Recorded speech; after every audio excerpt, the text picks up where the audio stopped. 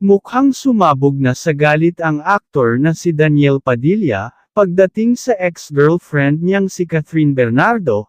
matapos ng mga sunod-sunod na pamamahiya sa kanya nitong mga nagdaang araw lang, simula nang maghiwalay sila ng landas.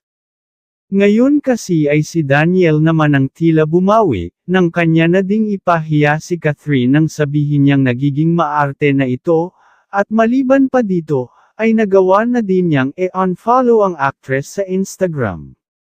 Ito ay para kay Daniel daw kasi, ay wala nang dahilan pa para patuloy siyang naka-follow sa actress na hindi na siya interesado, kasi nga parang mas yumab ang naumano ito kaysa sa kanya ngayon.